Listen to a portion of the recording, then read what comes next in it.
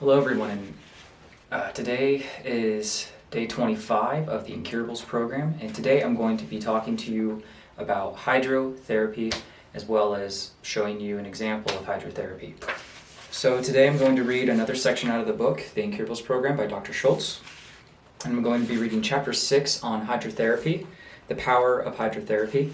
I'm just going to read a couple parts to you guys just to kind of give you guys a good explanation about what I'm going to do.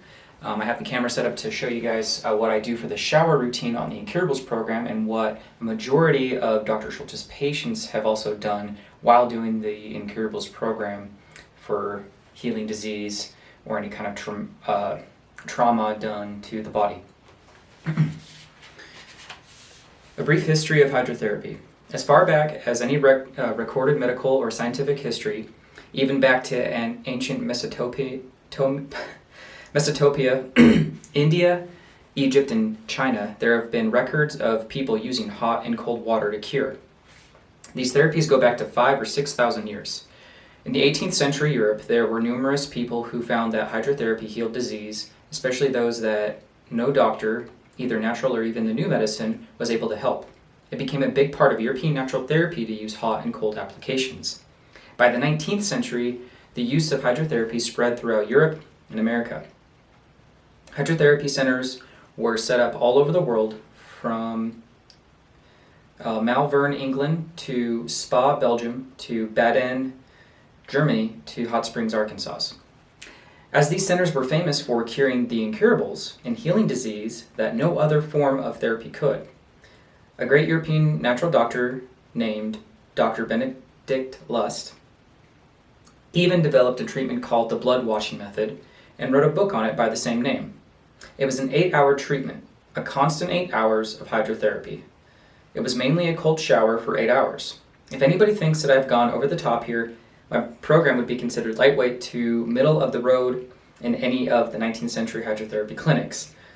Some of these clinics would literally strap you to the wall and hit you with an ice-cold fire hose. This may sound radical, but compared to surgery, chemotherapy, This may sound radical, but not compared to surgery, chemotherapy, or radiation, as he references that a lot too.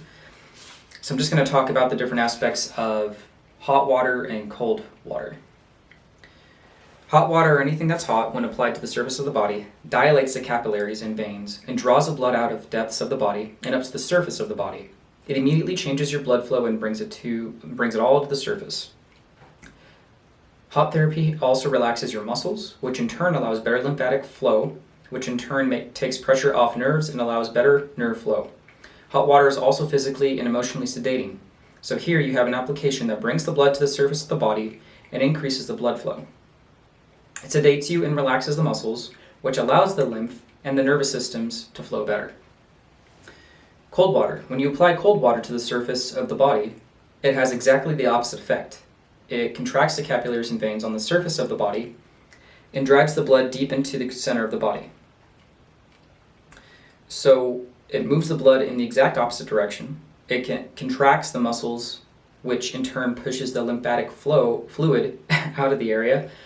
This is also a massage for the nerves. It is the opposite of sedating. It is exciting and invigorating. It wakes you up on a physical and emotional level. It has the opposite effect of the application of heat.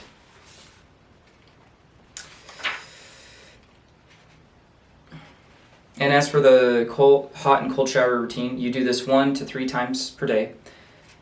The last 25 days, I've done it at least twice a day. And Dr. Schulze states, in my clinic, I've developed a hot and cold shower routine to stimulate blood flow in and out of an area and heal it. Many patients would use this for anything from a bruise to an injured hip, all the way to tumors in breast cancer.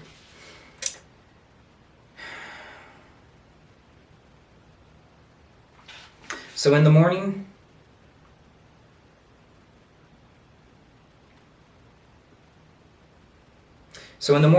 for example, this morning, you want to end with cold to stimulate and wake you up. In the evening, you want to end with hot to sedate you and relax you to help you with sleep. I tend to actually do better with just ending on cold, and it actually closes up the the pores on your skin anyway, and it prevents bacteria from getting in. So it's always actually a good rule of thumb to end on cold, but if you really do need to relax, then I recommend using hot. I've always been able to relax with cold and go to sleep and have a good night's sleep. The procedure will only take between 10 to 15 minutes, but you will feel like a new person when it's over. You can repeat the hot and cold shower routine again the same day, or do a partial one just applying hot and cold water directly on the affected area. While doing the hot and cold shower routine, make sure to pay special attention to the affected area and massage that area vigorously, which is something that I do for my cyst on my back. It's a small one and it's kind of hard for me to reach, but I will show you guys in the demonstration once I get into the shower.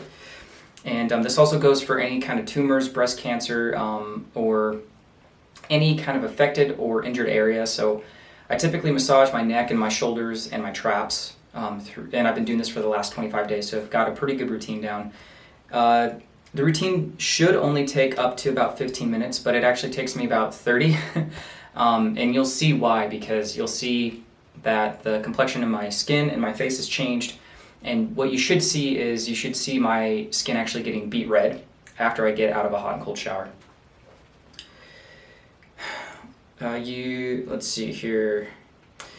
If the shower is impossible, use your imagination. You may need to be sitting in hot and cold buckets. Use hot packs and ice packs if you need to. Many times, if you do this routine within 10 minutes of being injured, you will have no more soreness, pain, or even bruising.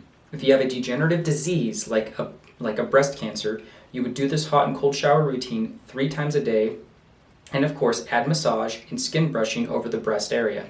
Don't underestimate the power of the simple hot and cold shower routine. So that's all I'm going to read on that part.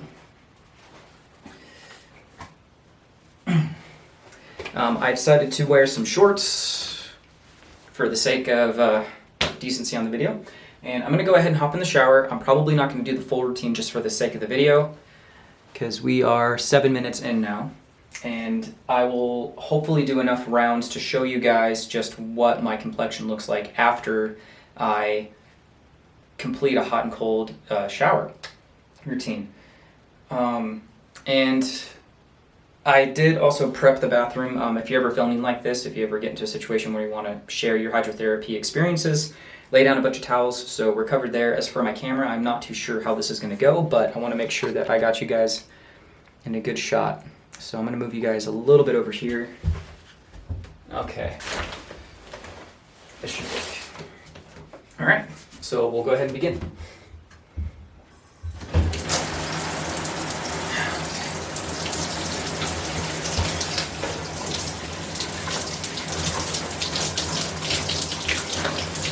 Basically starting out with hot to start myself off. You guys all know when I go to the cold.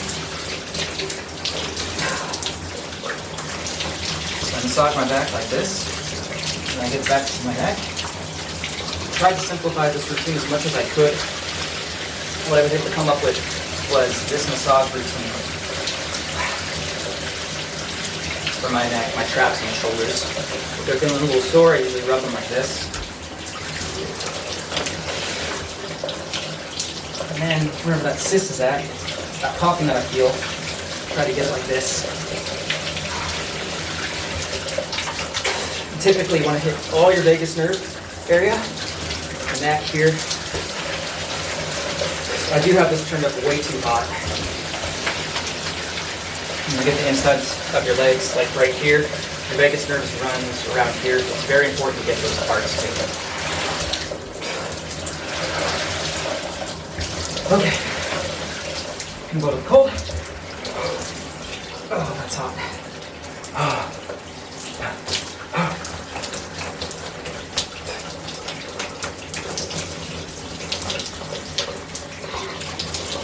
Since I also have skin irritations like psoriasis, I try to give special attention to my dry patches and massage my scalp as well.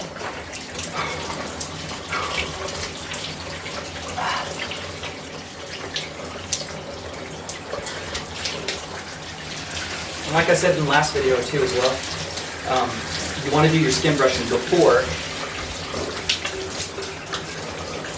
You want to do your skin brushing before you hop in the shower.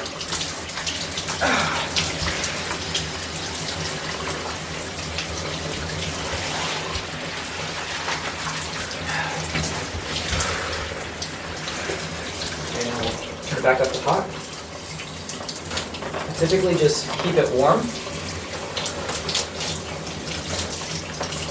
For basically my massage and letting the warm water, semi-hot water hit me all over. So you can see I'm massaging my neck. So this is one of the reasons why it takes me a little bit longer in the shower. For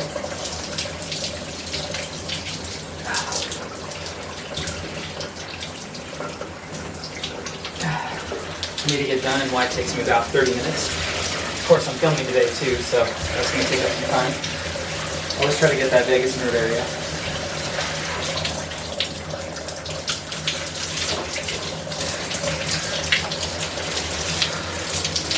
Any kind of aches and pains you may feel, it's always good to just massage that part with warm and cold water as well. Touching your elimination organs like your liver, your bowel that follows over here, kidneys from behind the back.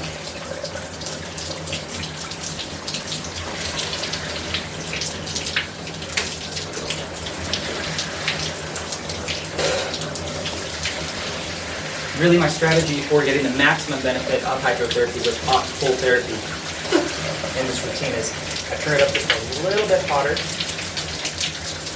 let it hit my affected areas. My back, I go to my neck, back to my back, and then we go to the cold.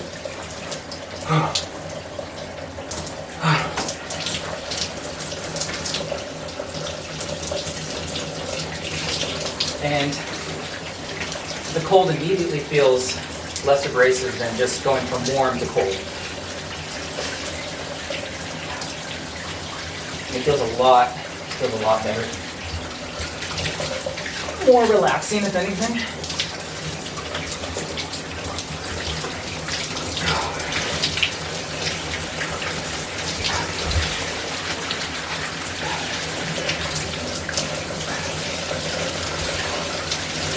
Sometimes you can do a little bit of stretching in the shower. I don't think it's such a bad thing.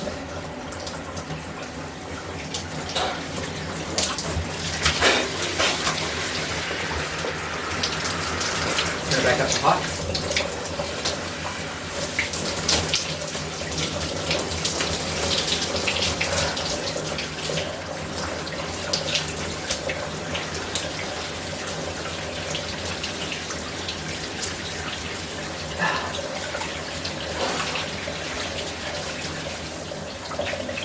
I would say that the massaging is important when you're doing your hydrotherapy, especially if you have a tumor or any other kinds of cysts on the body from the affected area or arthritic areas.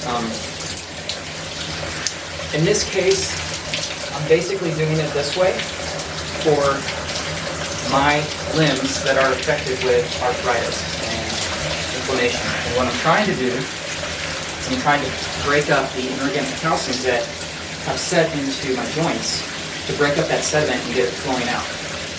And along with all the formulas, the tinctures, and the teas that I've been drinking for the last 25 days, that's going to purify my blood enough to break up that sediment that's sitting in my joints and in my neck. As well as also to break up and smooth out the cysts that I have on my back. Up the top.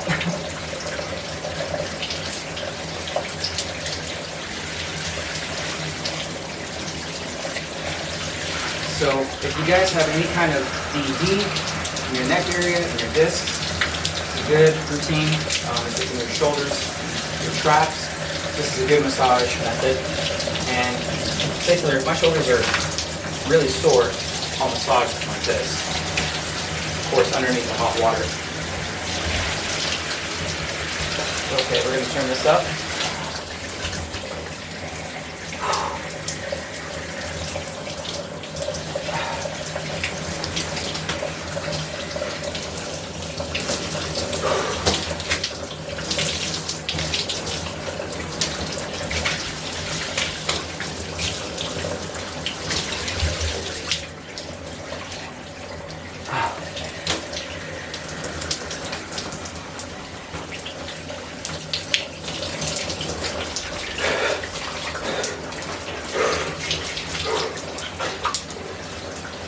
when you let that hot water or that cold water hit you, just let it out. Scream if you have to.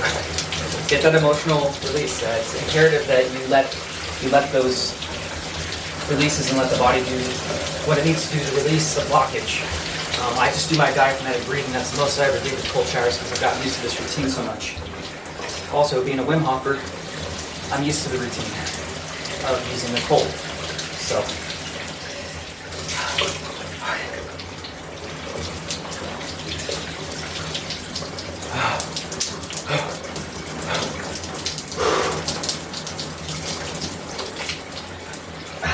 Just basic movements, stretching in the shower. It's not a bad idea. Getting some mobility work and some exercise in that as well at the same time.